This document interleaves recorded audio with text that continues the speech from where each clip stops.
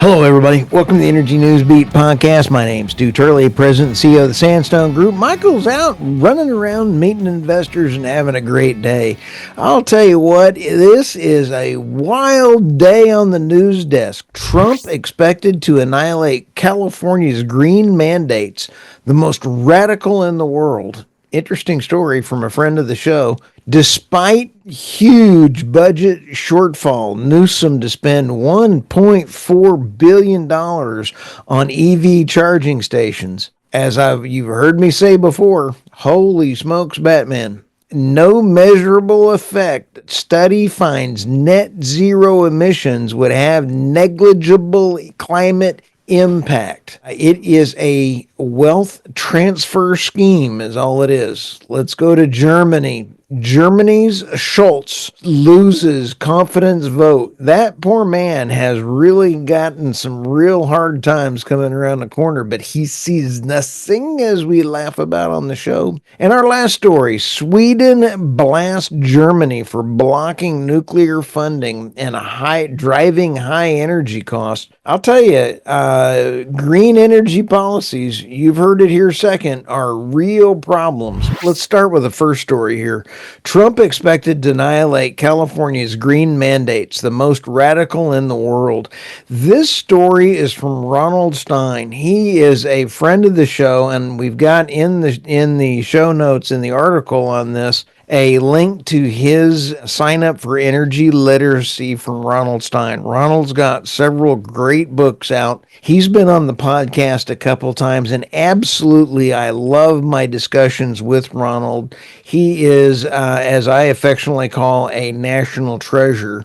California Governor Gavin Newsom represents a population of 40 million. The state's residents are a minuscule 0.4% of the 8 billion people on this planet. But he has California acting like an independent country with environmental laws, regulations, and mandates unmatched on this planet. Now, Governor Newsom is saying he's going to Trump-proof California, which is absolutely stupid. Wind turbines for the generation of electricity under favorable wind conditions would be non-existent if it weren't for the government subsidies and mandates behind them. Today, we have towering engines of mass destruction marching across the countryside, killing birds and bats and laying waste to farmlands and forests. Ronald is dead on right there. To meet the goal, listen to this. Ronald points out the goal of 85,000 gigawatt hours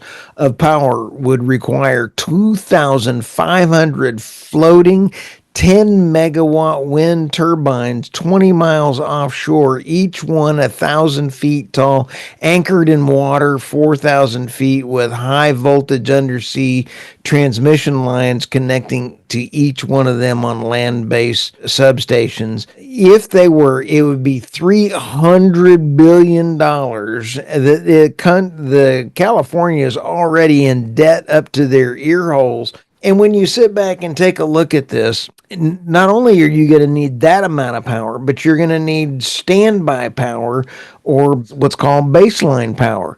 You're not going to be able to even get this thing off the ground partially. Not only are you going to kill all the wildlife out there, it is fiscally beyond irresponsible. A Facebook trailer illustrates for the new Landman drama television series created by Taylor Sheridan and Christian Wallace. Newsom is oblivious to the fact that every product in our society that did not exist 200 years ago is made from oil. So he's got a war on our lifestyle and anything that is convenient, and yet he is above the law. Again, hats off to Ronald Stein. This is a great article, and also hats off to Grok. I love the picture that is there. You've got Trump closing the door on Newsom, generated by Grok on X. Let's go to the next story. Despite huge budget shortfall, Governor Newsom plans to spend $1.4 billion on EV charging stations.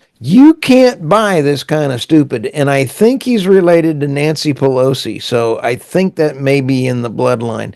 As Brett Bart noted earlier in this week, Newsom's EV mandate is in trouble with sales falling below targets. In addition, the Los Angeles Times reported Newsom is raising eyebrows by continuing to propose new spending, even though the state is suffering under massive budget deficits. Despite lavish COVID relief from the federal government under Joe Biden's inflationary rescue plan, which he signed in office on 2021. Here's a quote. The California Energy Commission, the state agency oversees energy policy, approved a $1.4 billion plan Wednesday that regulators would result in nearly 17,000 new chargers for passenger vehicles statewide, adding to the more than 152,000 public and private chargers available today. The money will be spent over the next 4 years. In a news release that regulators say at least 50% of the funds would go to parts of the state that bear a disproportionate share of population, such as communities near highways, oil refineries, and landfills. It does not make any sense that they are capable of spending this money. They've spent billions trying to get a train and have got nothing done on it. You take a look at the Biden administration spending billions. I talked about this on yesterday's show, that we had a billion spent with the federal government and had 37 trucks or 90 truck, whatever the number was on the trucks. So none of these programs are working.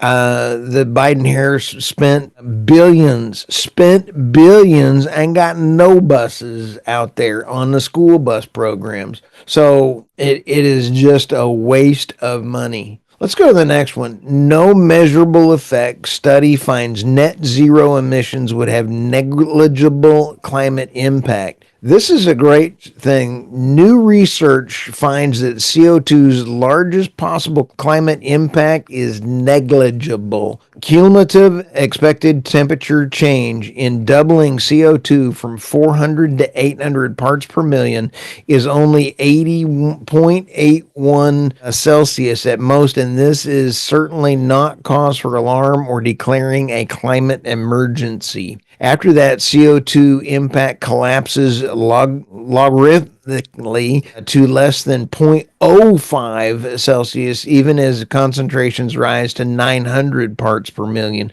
We are in a point in our history of the Earth that we're actually low on CO2, and CO2 is actually, some call it plant food. So I like this one. This was at the No Tricks Zone, was where this article came from on this new study. Let's go to poor old Germany's Chancellor Scholz loses no confidence vote. You've heard me say for a while now that unless Chancellor Scholz could actually get Russian natural gas, cheap Russian natural gas, and reindustrialize Germany, he would be voted out of office. He's not going to make it. They are already taking a look at this, lost a confidence vote in Parliament on Monday, paving the way for snap elections early next year.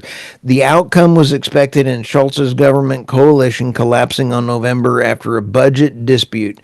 A total of 394 ballots were cast against him, with 207 in his favor and 116 abstentions. Holy smokes. Scholz, who will lead his Social Democrat Party, the SPD, in the February election, reportedly smiled when the result was announced and shook the hand of the Vice Chancellor Robert Habeck. Okay, besides seeing nothing, as we joke about on this show, another note came across that not only President Zelensky is now looking at asking for negotiations on, what did I call for? Contracts on the Russian natural gas pipeline pass-through in Ukraine that's expiring in a few weeks.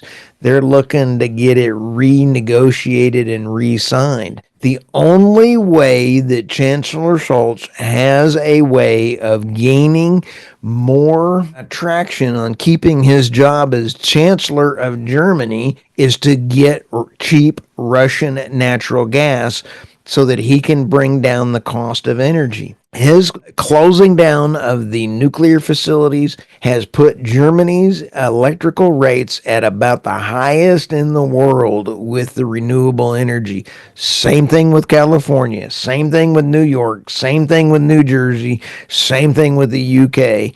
And it is just a formula that has proven to be failing. So let's go to the last story here. Sweden blasts Germany for blocking nuclear funding and driving high energy costs. It's one thing that the Germans do not want nuclear power for themselves, but it's another to prevent other countries from accessing these funds, she explains, adding that the opposition amounted to hypocrisy. Germany should split its electricity's price zone and allow EU funds to go towards nuclear power plants, Sweden Energy Minister Eva Busch said on Monday, adding fuel to a long-standing policy clash with Berlin. At meeting after meeting, Germany has blocked the possibility of financing the construction of new fossil-free based power load in the EU. So it's one thing if Germany doesn't want the nuclear power plants and they shut them down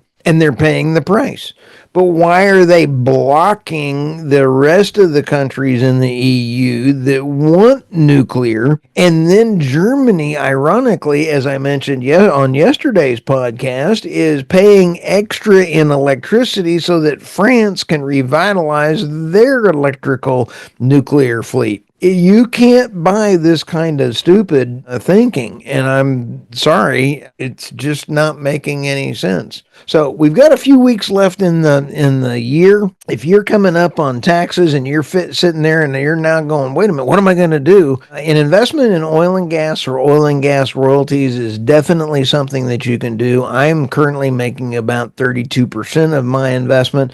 I've got some great folks that I've invested with, and fill out the form on energynewsbeat.co. Go to the top menu bar, take a look and say, is your portfolio okay? Look at that form and fill it out. We just want to know what your opinion is, and then we'll connect you with Ray RT over there at Pecos Operating.